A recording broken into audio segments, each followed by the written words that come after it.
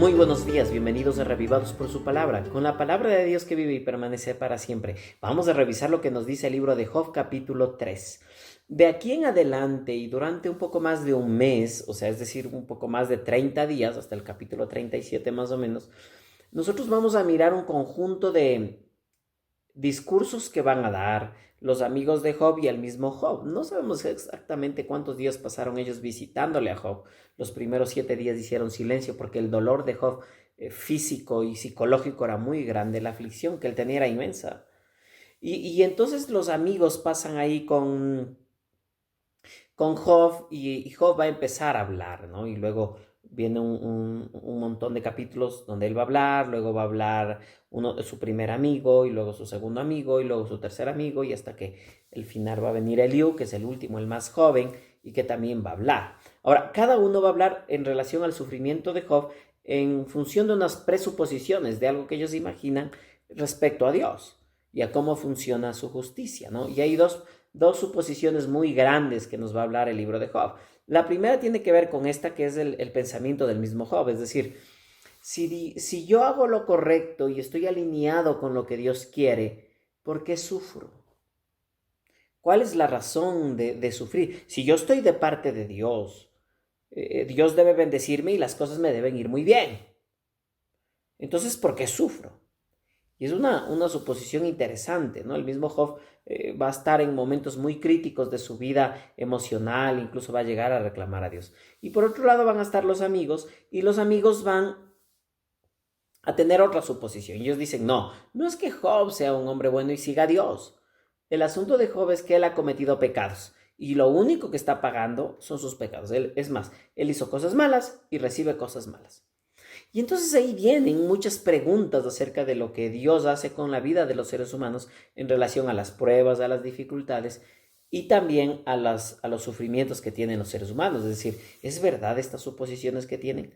El libro de Job va a intentar desentrañar al final con sabiduría divina lo que Dios quiere darnos a comprender. ¿Está bien? En el capítulo 3 vamos a mirar aquí a Job en mucha aflicción, en mucho dolor, maldiciendo el día que él nació, ¿no?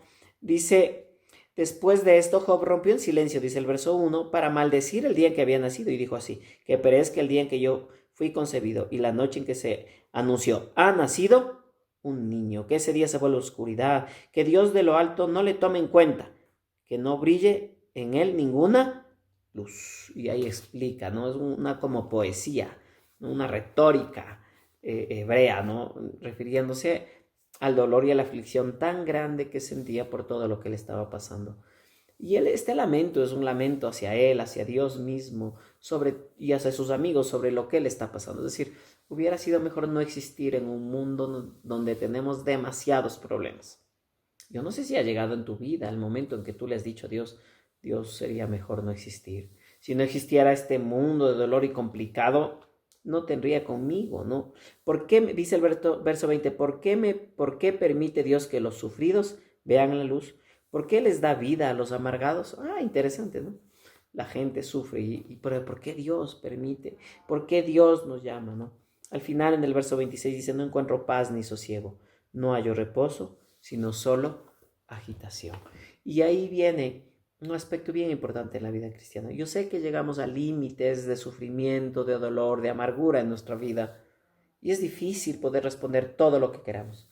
Pero podemos mirar en la palabra cómo Job alza su mirada y apunta a quién? Hacia el Señor. Hacia el Señor el que tiene que observar. Hacia el Señor es el que tiene que sujetarse para poder enfrentar este momento tan difícil, el duelo de sus hijos, la pérdida material y la pérdida de su salud. Encima, su esposa en contra de él. Un momento tan complicado y crítico. Job trata de mantenerse y habla y discute estos temas, no con otra persona, sino con el mismo Dios. Y eso es lo que debemos hacer. Afianza tu vida en Dios en este momento. Si es el momento de la aflicción y la prueba. Vamos a orar. Querido Dios, te damos gracias por tu amor. Tienes tanta misericordia. Rogamos a Dios nos acompañes y nos ayudes a entender que tú nunca nos dejas en nuestros peores momentos, Señor. Oh Padre Celestial, gracias por todo el cariño que nos tienes. Oh Señor, y este día, oh Dios, que empieza, podemos empezarlo contigo en el nombre de Jesús. Amén. Que Dios te bendiga.